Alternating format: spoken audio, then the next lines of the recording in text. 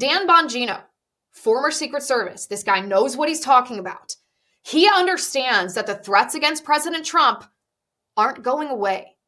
They're not stopping just because President Trump won. We didn't entirely defeat the left. We defeated them for the presidency, and that's great, and we should celebrate that. But Dan Bongino on his show, I believe it was yesterday, said he doesn't believe that it's safe for President Trump to hold a pre-inauguration rally. President Trump had announced a couple days ago that the eve before he is sworn into office, he's going to hold a gigantic rally in Washington, D.C. And don't get me wrong, it sounds awesome.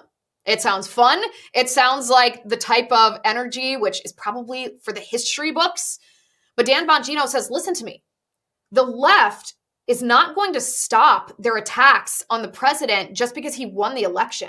He said the Secret Service has already proven under their current management that they are at best incompetent.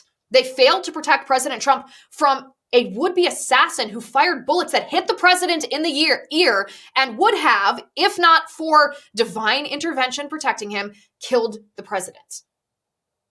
And the Secret Service is still under the same management. Dan Bongino says until the president reforms the upper management of the Secret Service, is it really wise to count on this apparatus to protect him at this pre-inauguration rally? Bongino says no, and I tend to agree with him. Not because you want to let an assassination attempt or two assassination attempts deter you from serving the American people, not because you want to let these people instill fear in your heart, because that's partially what they want to do. Obamacare is such a monumental disaster. Did you know that claim denials have increased by tenfold since Obamacare became the law of the land? Our entire healthcare market is such a mess. It's going to take years to untangle it. And plus, how many times have we heard even Republicans in Congress say they're going to get rid of it? Liars, all of them. That's why Crowd Health is so amazing. It's not health insurance. I like to say it's assurance. My husband and I personally chatted with the CEO, and after we chatted with him, we ditched our health insurance and switched our family to Crowd Health for just $175 for an individual or $575 for a family of 4 or more. Compare that, by the way, to your monthly health insurance premium. You can get access to a community of people who are willing to help you in the event of a health emergency. We're talking telemedicine visits, discounted prescriptions, and so much more. And of course, you'll join the crowd, a group of members just like you, like me, who want to help pay for each other's unexpected medical events. Basically, what health insurance was supposed to be before it got corrupt. Let Crowd Health help with your healthcare needs. Get started today for just $99 per month for your first 3 months. Go to joincrowdhealth.com and use promo code Liz. Crowd Health is not insurance. Learn more at joincrowdhealth.com. That's joincrowdhealth.com. Use promo code Liz. But there's also just acknowledging reality. And the reality is, whether it's lawfare or whether it's assassination attempts, the left still wants to take President Trump out. And they will use any means that they could possibly weaponize to do that. Because at the end of the day, they don't care about human life. And the Democrats in Congress proved that to us yesterday. 159 Democrats in the House of Representatives voted against the Laken Riley Act. What is the Laken Riley Act? Laken Riley was a student at the University of Georgia, this beautiful young girl. I mean, look at the pictures of her face. She has this beautiful brown hair, this innocent face, just this really lovely young lady who, one of the stories that's told about Laken Riley is that she wrote in a journal a letter to her future husband talking about how she's preparing herself for him, how she prays for him, how she's waiting for the day that she will meet him, that she will fall in love with him. She's looking forward to making a home for him and raising children with him. And that story about Laken Riley has always stuck with me, because how many of us have done the same thing, praying for our spouses before we met them, praying for our husband before we met them, praying for our wife before we met her. Laken Riley was out for a run. She was a nursing student. She was out for a run, exercising, making sure she was healthy, and she was accosted by an illegal immigrant. And this illegal alien violently assaulted her.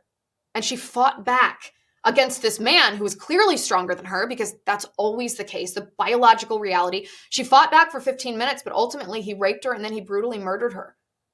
And this man shouldn't have been in the country in the first place. This is one of the reasons we talk about securing the border. It's not because we have any interest in denying how wonderful America is or delegitimizing this desire that other people have to come into our country.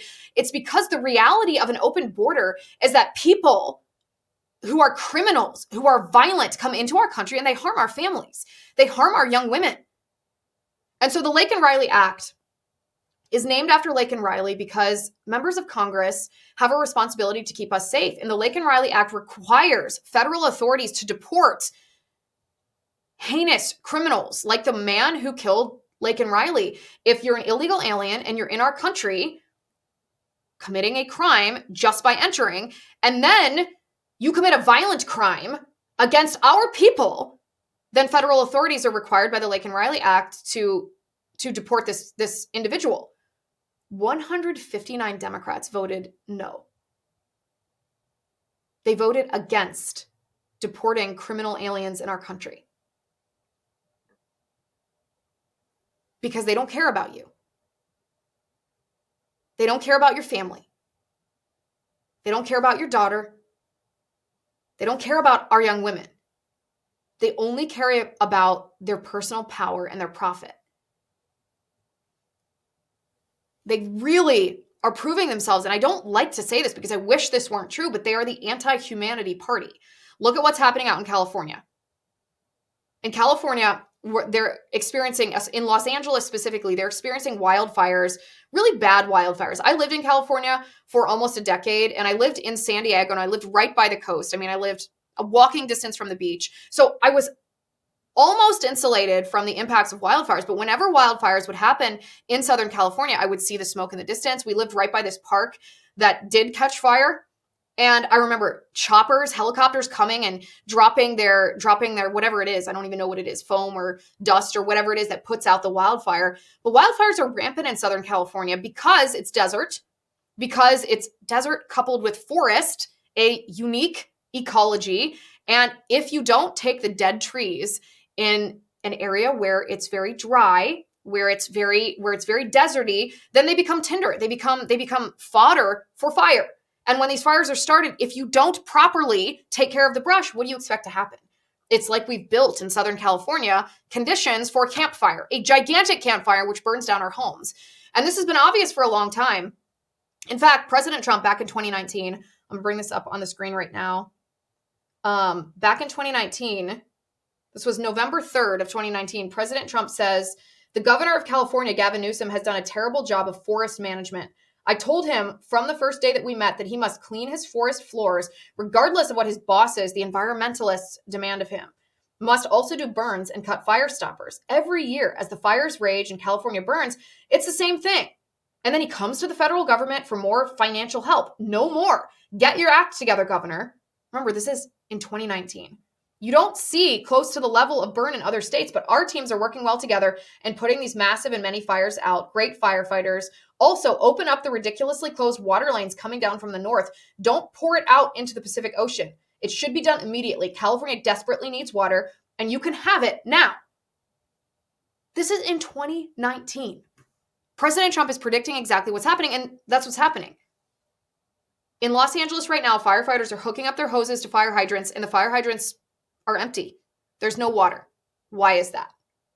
Because Victor Davis Hanson warned in 2023 that California was spending $500 million to destroy dams which help pool water to be used, whether it's for drinking, whether it's for agriculture, whether it's for firefighting. They were destroying those dams, and the water was being siphoned in the Pacific Ocean, lost forever. Why? All in the name of climate change. Because the left, and I think President Trump actually said something about it today, the left cares more about a smelt fish than they do about you. Yeah, this is what he said. Governor Gavin Newsom refused to sign the water restoration declaration put before him that would have allowed millions of gallons of water from excess rain and snow melt from the north to flow daily into many parts of California, including the areas that are currently burning in a virtually apocalyptic way. He wanted to protect an essentially worthless fish called a smelt by giving it less water. It didn't work, but didn't care about the people of California. That's exactly right. He didn't care about the people of California. And that's been proved. Trump's not the only person who has warned about this. Rick Caruso. You remember Rick Caruso? He was a former mayoral candidate in Los Angeles. He lost to Karen Bass. Karen Bass is the mayor of Los Angeles, who I believe is overseas partying while her city is burning. Rick Caruso warned exactly what would happen. Take a look at this. But their hands have been tied, and they can't fight a fire without water and the resources that are needed. Everybody knew these winds were coming. The other question has to be, were all the things in place to try to, again, mitigate the damage here? But the real issue to me is twofold. We've had decades to go remove the brush in these hills that spread so quickly. And the second is, you got to have water. And my understanding is the reservoir was not refilled in time and in a timely manner to keep the hydrants going. So that's a failure, whether on DWP's part or another city agency. But this is basic stuff. This isn't high science here.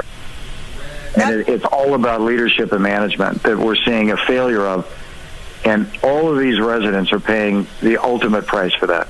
That was going to be my next question, is why isn't there water in the fire hydrants? That doesn't make any sense. You're right. That's a good question. And I think you should start asking, why don't you call the mayor who's out of the country and ask her and get an answer from her? Well, they say she's on her way back, and that would be a great question to ask her tomorrow if she's at this briefing at 8 o'clock in the morning, because I think there's a lot of people that are outraged by that fact tonight when they look at scenes like this, at businesses that people have worked really, really, really hard to build, and homes that people's entire livelihoods are going up in flames tonight. So for you, watching this and seeing those flames... Yeah, that'd be a great question for her. Thank goodness, though, that the LA Fire Department is gay. That's great. Let's pat ourselves on the back for that. The LA Fire Department is focused on DEI, and they're focused on promoting their fire chief, who's LGBTQIA or something, whatever.